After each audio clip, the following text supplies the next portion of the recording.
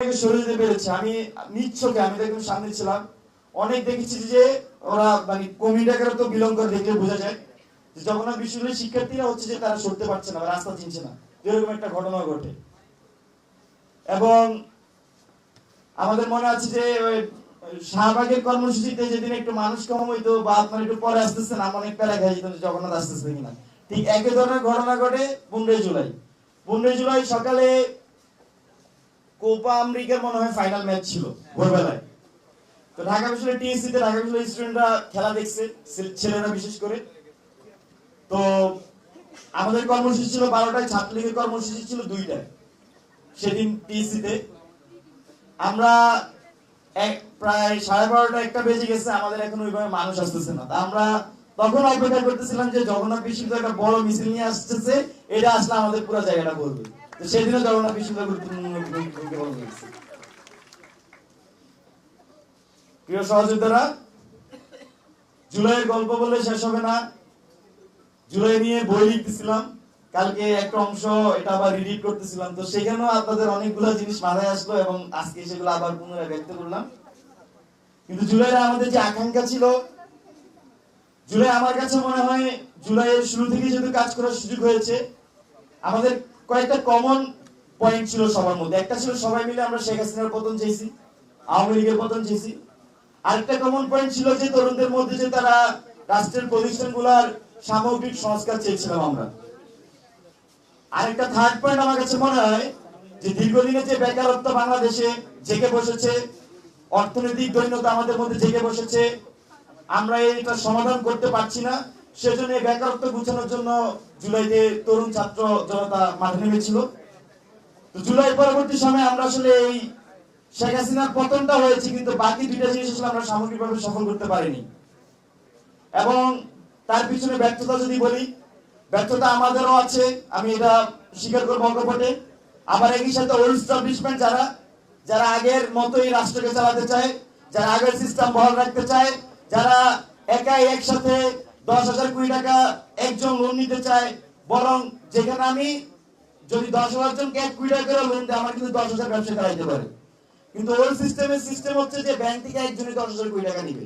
এখন ওই যে সেই ব্যবসায়ীরা, সে যে আমলারা, যে আমলারা তারা এই প্রসেসে হেল্প করে, এই সবাই মিলে তারা এই প্রতিষ্ঠানগুলোর সংস্কার বাস্তবায়ন করতে দেয়নি। এটা আমাদের এরকম মনে হয়েছে। আমরা দেখছি এখন বিএনপি তার নির্বাচিত সরকার গঠন করেছে, নির্বাচনের পরে জুলাই সংস্কার বাস্তবায়ন করার কথা ছিল, তারাও সেখানে আমার মনে হয় যে ওল্ড এস্টাবলিশমেন্টে তারা ওল্ড স্কুল পলিটিক্সে তারা আটকে গিয়েছে। তারা এই পরিবর্তনের যে আকাঙ্ক্ষা ছিল তরুণদের মধ্যে, জুলাই বিপ্লবী ছাত্র জনতার মধ্যে, তারাও সেটা আমি মনে করি যে সেই আকাঙ্ক্ষা পূরণে ব্যর্থ হচ্ছে। সর্বশেষ যেটা বলবো, আপনারা আপনাদের সময়ে ছাত্রলীগের রাজনীতি জগন্নাথ বিশ্ববিদ্যালয়ে প্রত্যক্ষ করেছেন। ছাত্রলীগ কিভাবে সন্ত্রাসী কাজে তাদের রাজনীতি পরিচালনা করত, আমরা এখনো দেখছি। এই নিষিদ্ধ ঘোষিত ছাত্রলীগ সারা দেশে কমিটি দিয়ে যাচ্ছে। তারা জেলাগুলোতে তাদের যে যারা মামলা খেয়েছে তাদেরকে আবার পুনর্গঠিত করে তাদেরকে কমিটিতে আনছে।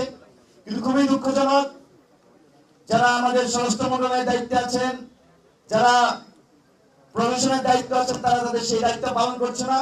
কোথাও এখন পর্যন্ত এই যে যারা ছাত্রলীগের গুন্ডারা এখনো ঘুরছে, নিষিদ্ধ ঘোষিত ছাত্রলীগ কমিটি দিচ্ছে, তাদের বিরুদ্ধে কোনো ব্যবস্থা নিচ্ছে না। আমরা খুবই আশঙ্কা করছি, যদি গভর্নমেন্ট এই ছাত্রলীগ সন্ত্রাসীদেরকে স্পেস দেয়, এই সন্ত্রাসীরা ক্যাম্পাসগুলোতে আবার সন্ত্রাসের রাজত্ব কায়েম করার জন্য তারা তাদের পায়তারা চালাইতে পারে। বিভিন্ন জায়গায় ককটেল ফুটে আপনারা দেখবেন, দৌড় দিয়ে মিছিল করে। তো তাদের উদ্দেশ্যে বলতে চাই, তারা একটা গান চালায় যে আইতাছে শেখের বেটি আইতাছে, ব্যানজার গান বলে চালায়, শুনছেন না আপনারা? ক্র্যাক পালন বাংলাদেশ এইসব গান ওরা ছাড়ে। তো তাদেরকে বলবো যে 5ই আগস্টেই বাংলাদেশের জনগণ কিন্তু স্লোগান দিচ্ছে যে পালাইছে রে পালাইছে, শেখের বেটি পালাইছে। তো আপনারা নতুন করে এইসব ব্যানজার ট্যানজার দিয়ে লাভ নাই। আপনাদের আপাত চলে গেছে এবং তার আসলে এই দেশে আসার কোনো সুযোগ নেই। স্যার খুব সুন্দর করে বলছে, তা আমি জাস্ট একটু রিলেট করে দিলাম যে তার আইতাছে শেখের বেটি আইতাছে, এটা বাংলাদেশে চলবে না। চলবে না। শেখের বেটি বাংলাদেশে চলে না, এটা লাল কার্ড হয়ে গেছে জুলাই মাসে। এবং শেখ পরিবার বাংলাদেশে লাল কার্ড হয়ে গেছে, আমাকে লাল কার্ড হয়ে গেছে। সর্বশেষ আপনাদের প্রতি যেটা আহ্বান থাকবে, এখানে আমার কাছে মনে হচ্ছে অনেক নবীন শিক্ষার্থী আছেন, আপনারা যারা ইন্টারমিডিয়েট আন্দোলনে ছিলেন, এখন ক্যাম্পাসে এসেছেন। ক্যাম্পাসের বিষয়ে, আপনাদের ক্যাম্পাসের বিষয়ে আগের অভিজ্ঞতাগুলো আপনাদের মধ্যে নাই। আপনাদেরকে একটা বিষয়ে সর্বোপরি সতর্ক থাকার আহ্বান করবো, সেটা হচ্ছে ক্যাম্পাসে দখলদারিত্বের রাজনীতি, ক্যাম্পাসে দলীয়করণের রাজনীতি, ক্যাম্পাসে মত প্রকাশের বিরুদ্ধে যে রাজনীতি, এই ধরনের রাজনীতি আপনাদের সামনে হলে বা এই ধরনের কোনো ঘটনা ঘটলে আপনারা তার প্রতিবাদ করবেন। কারণ আপনি যদি আজকে প্রতিবাদ না করেন, কালকে আপনি সেটা শিকার হবেন। আমরা দেখেছি ছাত্রলীগ যখন 2018-19 সালে তারা ব্যাক ফুটে গিয়েছিল ক্যাম্পাস গুলাতে, আমরা এখানে একটা মত প্রকাশের সিচুয়েশন তৈরি হয়েছিল, গণতান্ত্রিক পরিবেশ এসেছিল ডাকসুর মাধ্যমে ঢাকা বিশ্ববিদ্যালয়ে। পরবর্তীতে যারা এই আন্দোলন সংগ্রাম করে তারা একটা সময় চুপ হয়ে যায়। 20 সালে 21 সালে যখন আবার চুপ হয়ে যায়, 22 সাল 23 সালে আবার ছাত্রলীগ সবার মাথায় ছেকে বসে এবং এক পর্যায়ে তারা 24-এর 7 জানুয়ারি নির্বাচনের পরে এমন একটি পরিস্থিতি তাদের মধ্যে দেখা যায় যে তারা মনে হয় যে ইতিহাসের সবচেয়ে বেশি শক্তিশালী অবস্থানে আছে। তো আপনাদের ক্যাম্পাসে আপনারা আশা করি যারা নবীন আছেন তারা এই বিষয়ে সচেষ্ট থাকবেন। কোন সিনিয়র যদি আপনার উপর কোনো হেরান দেখাতে যায়, তার বিরুদ্ধে সোজাসুজি দাঁড়াবেন, দেখবেন সারা দেশ আপনার পাশে দাঁড়াবে, ভয় পাওয়ার কোনো সুযোগ নাই। ভালো থাকবেন, সুস্থ থাকবেন। ইনকিলাব জিন্দাবাদ।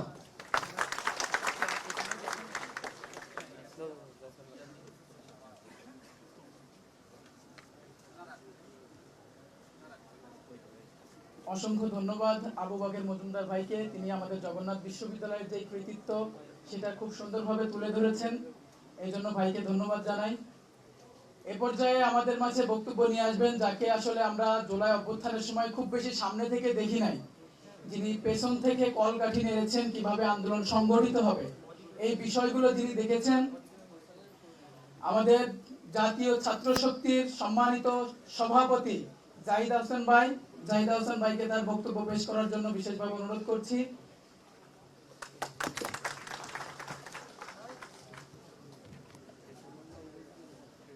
আসসালামু আলাইকুম। আউযু বিল্লাহি মিনাশ শাইতানির রাজিম। বিসমিল্লাহির রহমানির রহিম।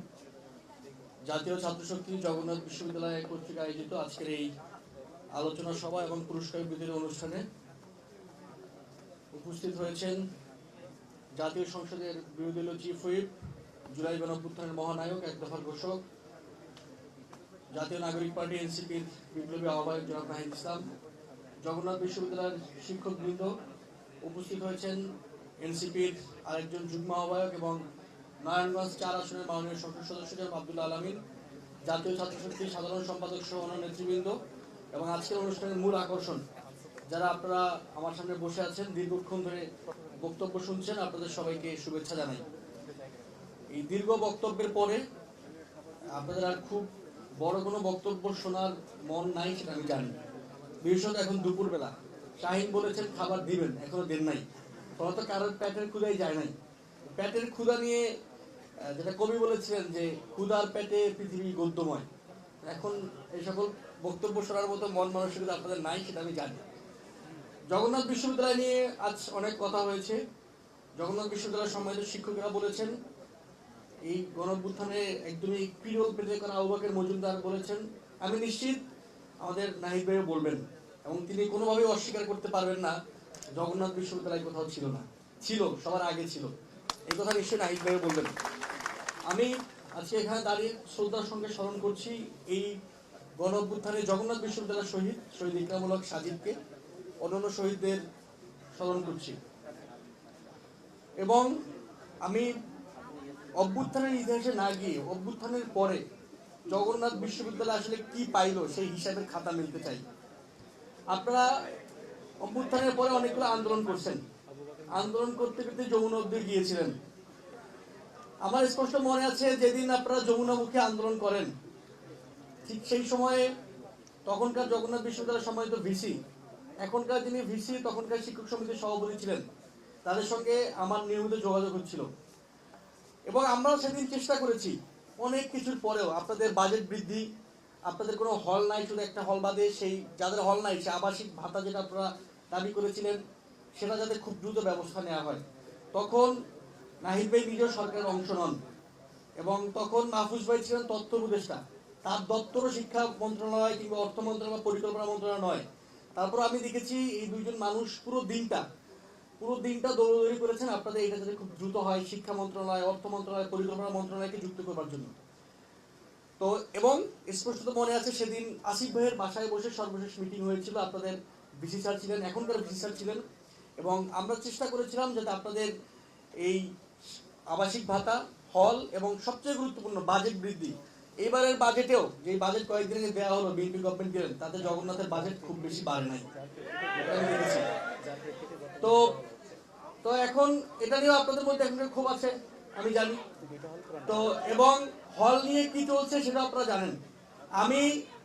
আমি বলতে চাই যে শুধুমাত্র জগন্নাথ বিশ্ববিদ্যালয় নয়, বাংলাদেশের সকল বিশ্ববিদ্যালয়কে গবেষণা ভিত্তিক বিশ্ববিদ্যালয় তৈরি করার প্রথম শর্ত হচ্ছে সবগুলোকে আবাসিক বিশ্ববিদ্যালয় বানাইতে হবে। জগন্নাথ বিশ্ববিদ্যালয়ের শিক্ষার্থীদের 20% হলে থাকতে পারে না, তাদের এইখানের ম্যাচ, ওইখানের ম্যাচ, পুরান ঢাকায় এইখানে থাকতে হয়। 5%, ওকে 5%, আমি বেশি। তো এই যে হল নাই, এবং আমরা জানি যে হল আগে ছিল একজন আওয়ামী লীগ নেতার পেটের মধ্যে, এখন আসলে কার পেটে, ঠিক এটা জানার অধিকার আমাদের আছে, এটা তো আমরা জানতে চাই। এবং ঢাকার মধ্যে একটা বিশ্ববিদ্যালয়, সেই বিশ্ববিদ্যালয়ের বাজেট কেমনে এত কম হয় এবং এত কম বাজেট দিয়ে কিভাবে আপনি একটা ওয়ার্ল্ড স্ট্যান্ডার্ড ইউনিভার্সিটি বানাবেন, এটা আমার বুঝে আসে না। তো আমরা আসলে জুলাইয়ের গল্প অনেক হয়েছে, আরো হবে, আপনারা সবাই সব জানেন, আমার চেয়ে আপনারা ভালো জানেন, আপনাদের কথা তো আপনারাই সবচেয়ে ভালো জানেন। তো সেই আলাপ না করে আমাদের বরং জুলাইয়ের পরে, জুলাইয়ের আগে যে সকল বৈষম্য আমাদের সঙ্গে হয়েছে সেটা নিরসন করে কিভাবে এই বিশ্ববিদ্যালয় আরো দিন দিন উন্নতি করা যায় সেসব নিয়ে আমাদের ভাবতে হবে। এটাই জুলাইয়ের পরে আমরা স্লোগান দিয়েছিলাম কোটা না মেধা, আমরা বৈষম্যহীন চেয়েছিলাম, বৈষম্য মুক্ত বিশ্ববিদ্যালয় চেয়েছিলাম। এইটাই বৈষম্য মুক্তের মূল বাণী, যে আমরা আমাদের বিশ্ববিদ্যালয়গুলোকে অন্যান্য জায়গা থেকে বৈষম্য করে রাখবো না। এনিওয়ে, তো এটাই জুলাইয়ের চেতনা, এটাই জুলাইয়ের আকাঙ্ক্ষা। সারাদিন জুলাইয়ের চেতনা এই সকল শব্দবন্ধ যদি আমরা উচ্চারণ করি তাতে কোনো লাভ নাই। আসলে চেতনা কি, আসলে আকাঙ্ক্ষা কি, সেই সব নিয়ে আমাদের কথা বলতে হবে। এনিওয়ে, আজকে আমি এখানে দাঁড়িয়েছি এই কথাগুলো বলবার বাইরে আর একটা গুরুত্বপূর্ণ বিষয় নিয়ে আলোচনা করতে। জগন্নাথ বিশ্ববিদ্যালয় জাতীয় ছাত্র শক্তির যারা নেতৃবৃন্দ ছিলেন এদের সবাইকে আপনারা চিনেন। আমাদের পূর্ববর্তী যে কমিটির ফরমেশন সেটার মেয়াদ ইতিমধ্যে উত্তীর্ণ হয়ে গেছে। আমরা নতুন ধারার ছাত্র রাজনীতি তৈরি করব, এইটার যতগুলো প্রমিস আপনাদের সামনে করেছি তার একটা গুরুত্বপূর্ণ প্রমিস ছিল যে আমাদের কমিটির মেয়াদ যতটুকু তার থেকে খুব বেশি দীর্ঘ আমরা করব না। 1 বছরের কমিটি দিয়ে 6 বছর চালাবো না, এটা আমাদের আপনাদের সাথে কমিটমেন্ট ছিল, অঙ্গীকার ছিল। সেই অঙ্গীকার পূরণের সময় আজকে এসেছে। আমাদের জগন্নাথ বিশ্ববিদ্যালয়ের সাবেক যে কমিটি তাদের মেয়াদ ইতিমধ্যে শেষ হয়ে গেছে। তাদের সঙ্গে আলোচনার ভিত্তিতে আমরা একটি নতুন নেতৃত্ব নির্বাচনের প্রক্রিয়ায় অংশগ্রহণ করেছি। এবং আমাদের পুরাতন কমিটি আমি আজকে এখন এই মুহূর্তে বিলুপ্ত ঘোষণা করছি। যে কমিটির আহ্বায়ক হিসেবে দায়িত্ব পালন করছেন আপনারা সবাই ছিলেন ফয়সাল মুরাদ, সদস্য সচিব ছিলেন শাহিন মিয়া, সেই কমিটি আজকে এখন থেকে বিলুপ্ত ঘোষণা করা হলো। এবং আপনারা সবাই ফয়সালকে চিনেন। আমি আজকের এই মুহূর্তে দাঁড়িয়ে ফয়সালের প্রতি কৃতজ্ঞতা জ্ঞাপন করছি যে আমরা যখন নতুন করে শুরু করেছিলাম ছাত্রশক্তি, আমাদের পূর্ববর্তী নাম ছিল বাংলাদেশ গণতান্ত্রিক ছাত্র সংসদ, একদমই নতুন ছোট একটা সংগঠনকে ফয়সাল তার পরিশ্রমের মাধ্যমে, গভীর অধ্যবসায়ের মাধ্যমে, ঘামের মাধ্যমে যতদূর নিয়ে এসছেন, ছাত্রশক্তির পক্ষ থেকে ফয়সালকে কৃতজ্ঞতা জানানোর কোনো ভাষা আমার কাছে নাই। আজকে জগন্নাথ বিশ্ববিদ্যালয়ের ছাত্রদের সামনে আমি ফয়সালকে অসংখ্য কৃতজ্ঞতা জানাচ্ছি জাতীয় ছাত্রশক্তির পক্ষ থেকে। আমরা নেতৃত্ব নির্বাচনে অংশগ্রহণ বাছাই প্রক্রিয়া হিসেবে সবার সঙ্গে কথাবার্তা বলে জগন্নাথ বিশ্ববিদ্যালয় জাতীয় ছাত্রশক্তিকে আজকে একটি নতুন নেতৃত্ব উপহার দিতে চাই। এই নেতৃত্ব ঘোষণার পর্বে আমার সঙ্গে জাতীয় ছাত্রশক্তির বিপ্লবী সাধারণ সম্পাদক ইতিমধ্যে আপনাদের সঙ্গে কথা বলেছেন, আবু বকর মজুমদারকে অংশগ্রহণ করার অনুরোধ জানাই।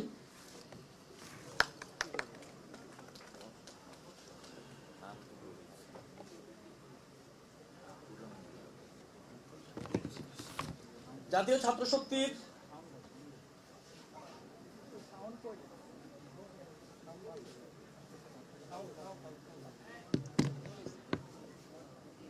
নবনির্বাচিত আংশিক খসড়া কমিটি ঘোষণা করছি। আগামী 1 বছরের জন্য জাতীয় ছাত্রশক্তি জগন্নাথ বিশ্ববিদ্যালয়ের সভাপতি হিসেবে দায়িত্ব পালন করবেন ইতিহাস বিভাগের 16তম ব্যাচের শিক্ষার্থী মোহাম্মদ শাহিন মিয়া।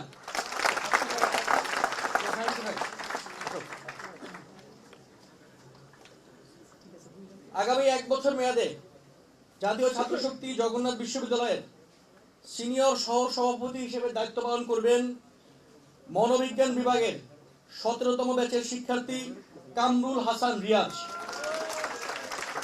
এই পাশে মনোবিজ্ঞান বেশি নাকি?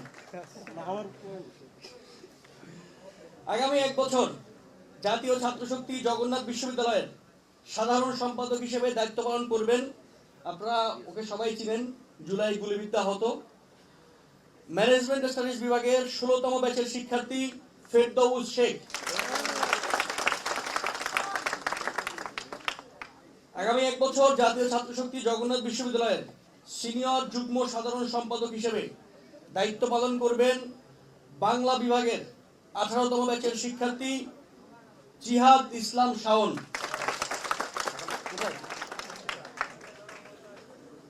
আগামী 1 বছর জাতীয় ছাত্র শক্তি জগন্নাথ বিশ্ববিদ্যালয়ে 2 জন সাংগঠনিক সম্পাদক দায়িত্ব ভাগ করে বিভিন্ন ভাবে দায়িত্ব পালন করবেন। সাংগঠনিক সম্পাদক হিসেবে দায়িত্ব পালন করবেন ম্যানেজমেন্ট স্টাডিজ বিভাগের 18তম ব্যাচের শিক্ষার্থী শাহিনুর রহমান তাসিম। আরেকজন সাংগঠনিক সম্পাদক হচ্ছেন আইন বিভাগের 19তম ব্যাচের শিক্ষার্থী মোহাম্মদ রাকিবুল ইসলাম। যারা নতুন দায়িত্বপ্রাপ্ত হলেন তাদের সবাইকে আমরা অভিনন্দন জানাই। আমরা আশা রাখব জগন্নাথ বিশ্ববিদ্যালয়ের ছাত্রদের দাবি দাওয়া পূরণে, জগন্নাথের উন্নতির জন্য বিগত সময়ে জাতীয় ছাত্র শক্তির নেতৃবৃন্দ যেভাবে ভূমিকা পালন করেছেন, নতুন নির্বাচিত নেতৃবৃন্দ একইভাবে ভূমিকা পালন করবেন। আশা রাখবো পৃথিবীর সকল প্রশ্নের ছাড় দিলেও এই নেতৃত্বরা জগন্নাথের প্রশ্নে কোনো ছাড় দিবে না। আপনারা জগন্নাথ বিশ্ববিদ্যালয়ের যে সকল শিক্ষার্থী ভাইয়েরা এবং বোনেরা আছেন, আমি আপনাদের কাছে তাদের জন্য দোয়া প্রার্থনা করছি। একই সঙ্গে ওরা যদি ভালো করে আপনারা ওদেরকে বাহাবা দিবেন, যদি ভুল করে ওদেরকে ধরিয়ে দিবেন। ওরা সংশোধনের মানসিকতার জন্য সবসময় প্রস্তুত আছে। আমরা সবসময় বলি সাধারণ শিক্ষার্থী ভাই বোনদের থেকে আমাদের এতটুকুই প্রত্যাশা যে আমরা যদি কখনো ভুল করি সেটাকে না লুকিয়ে না এড়িয়ে আমাদেরকে ব্যক্তিগতভাবে কিংবা পাবলিকলি যে কোনোভাবে ভুল ধরিয়ে দিবেন। আমরা মনে করি আমরা মানুষ হিসেবে জন্মগ্রহণ করেছি, ভুল আমাদের হয়, ভুল আমাদের হবেই। আপনারা যদি ধরিয়ে দেন তাহলে আমাদের পথ চলা সাফল্যমণ্ডিত হবে। আপনাদের সবাইকে ধন্যবাদ। জাতীয় ছাত্র শক্তি জগন্নাথ বিশ্ববিদ্যালয় শাখাকে ধন্যবাদ। আশা করি নবনির্বাচিত নেতৃবৃন্দ জগন্নাথ বিশ্ববিদ্যালয়ের প্রশ্নে আপোষহীন থাকবে। সর্বশেষ কথা একটা দিয়ে শেষ করি, এখানে যোগসুর ভিপি থাকার কথা। যোগসুর মেয়াদ শেষ হওয়ার পরপরই যাতে যোগসু নির্বাচন আর একবার হয়। আমরা আগেও বলেছি, এখনো বলছি, যদি আগামী 10টা নির্বাচনে বাংলাদেশের কোন বিশ্ববিদ্যালয়ে ছাত্র শক্তি একটা পদও না দিতে 11তম বছরে কি আমরা বলবো সব বিশ্ববিদ্যালয়ে ছাত্র শক্তি নির্বাচন হতে হবে। এটা আমরা কোনো ছাড় দিব না। আশা করি সেই প্রশ্নে নতুন যে নেতৃত্ব নির্বাচিত হবেন তারা আপোষহীন থাকবেন। আপনাদের সবাইকে ধন্যবাদ। আল্লাহ হাফেজ। বাংলাদেশ জিন্দাবাদ। জাতীয় ছাত্র শক্তি জিন্দাবাদ।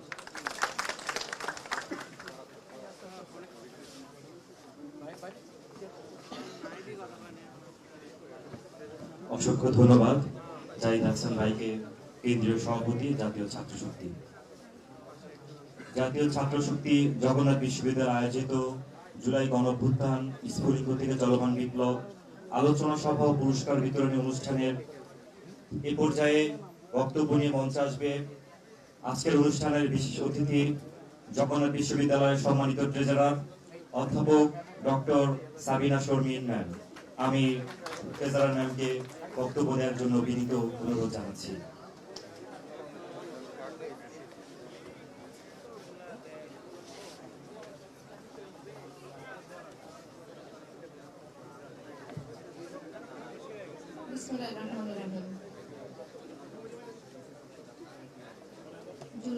জুলাই নিয়ে কথা।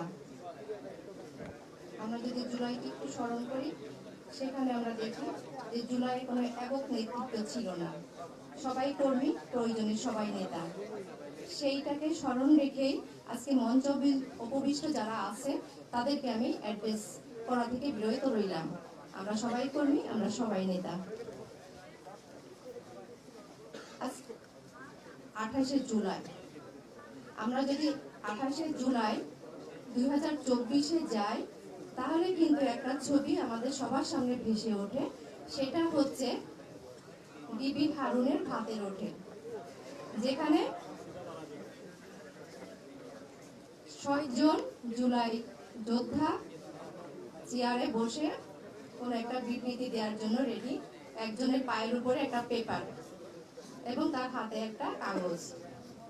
বিভিন্ন বাকি যারা ছিলেন তাদের আমরা পরবর্তীতে দেখেছি তারা বিভিন্ন সিম্বল ইউজ করেছেন, কেউ এমন করেছেন তাদের বোঝাবে এটা অস্ত্রের মুখে আমরা দিচ্ছি, কেউ হাতের ইশারা, কেউ পায়ের ইশারাতে বিভিন্ন ভাবে আমাদেরকে কিছু না কিছু সংকেত দিয়েছিল এবং সেই সময় ঘোষণা দিয়েছিল যে আন্দোলন প্রত্যাহার করা হবে এবং সেই প্রত্যাহারটা ছিল যে নলের মুখে, সেটাও আবার সবাই বুঝে গিয়েছিল। এই বোঝাটা বিকল্প নেতৃত্ব রেডি থাকা, কর্মীকে নেতায় পরিণত হওয়ার যে বিশেষ প্রক্রিয়ায় জুলাই যুদ্ধটা পরিচালিত হয়েছিল, সেটাই আসলে আমাদের সফলতার মুখ দেখিয়েছিল। যেহেতু জুলাই নিয়ে কথা, আমি একটু আরেকটু জুলাই ফিরে যাই। আমাদের সবার মনে থাকার কথা, যারা ক্যাম্পাসে ছাত্রছাত্রী শিক্ষকরা আছে, যে জুলাইতে আমাদের শিক্ষকদের একটা আন্দোলন চলছিল। সেই আন্দোলনটা ছিল প্রত্যয় স্কিমের বিরুদ্ধে আন্দোলন। শিক্ষকদের যে পেনশন, সেই পেনশনের জায়গায় তৎকালীন ফ্যাসিস্ট সরকার প্রত্যয় নামে একটা কিছু চাপিয়ে দিতে যাচ্ছিল, তার বিরুদ্ধে আমরা আন্দোলন করে যাচ্ছিলাম। এবং আমি একটু ডেটটা উল্লেখ করেই বলি, সবাই আসলে খিদা লাগছে, কথা শুনতে কারো ভালো লাগছে না, একটুখানি শুনে ভালো লাগবে। তো 15 তারিখ আমি তখন আমার বিভাগের চেয়ারম্যান, তৎকালীন জগন্নাথ ইউনিভার্সিটির ভাইস চ্যান্সেলর সাদেকা ম্যাডামের কাছে গেলাম আমাদের বিশ্ববিদ্যালয়ের আমার বিভাগের একটা প্রোগ্রাম নিয়ে কথা বলতে। সেই প্রোগ্রামের ডেটটা ছিল, সম্ভাব্য ডেট ছিল 5ই আগস্ট।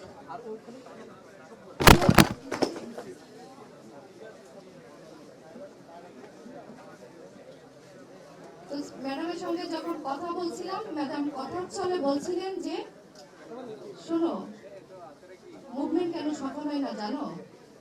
তো উনি কিছু কিছু বললেন। আমি বললাম আমি সোশিওলজির মানুষ, আমাকে একটু পড়াশোনা করতে হবে। আমি বাসায় গিয়ে সোশ্যাল মুভমেন্টের থিওরিগুলো পড়া শুরু করলাম। থিওরিগুলো পড়া শুরু করে আমি দেখলাম যে কি কি থিওরি আছে। সেখানে আমি দেখলাম যে কয়েকটা প্রমিনেন্ট থিওরি আছে। আমি এই থিওরি কথা কেন বলছি, এই যে দেখেন আমাদের আজকে যিনি বিরোধী দলের চিফ হুইপ আছেন, ওনার সাথে আমার পড়ালেখার জায়গায় একটু মিল আছে, উনি একটু এই জায়গাগুলো নিতে পারবেন আর কি। তো দেখলাম একটা থিওরি আছে রিলেটিভ ডিপ্রাইভেশন থিওরি। সেটার মূল কথা হচ্ছে যে যখন সমাজের, রাষ্ট্রের যখন বৃহৎ জনগোষ্ঠীর মনে করে যে তাদেরকে বঞ্চিত করা হচ্ছে, তারা ডিপ্রাইভ হচ্ছে, তাদের মধ্যে কিন্তু এক ধরনের ইউনিটি গড়ে ওঠে। তো জুলাই তো এটা একেবারেই স্পষ্ট ছিল যে সমাজের একটা বৃহৎ অংশ নিজেদেরকে ডিপ্রাইভ মনে করছে না, সত্যি সত্যি ডিপ্রাইভ। সো এটা তো আমাদের ইউনিট করবেই, ইউনাইটেড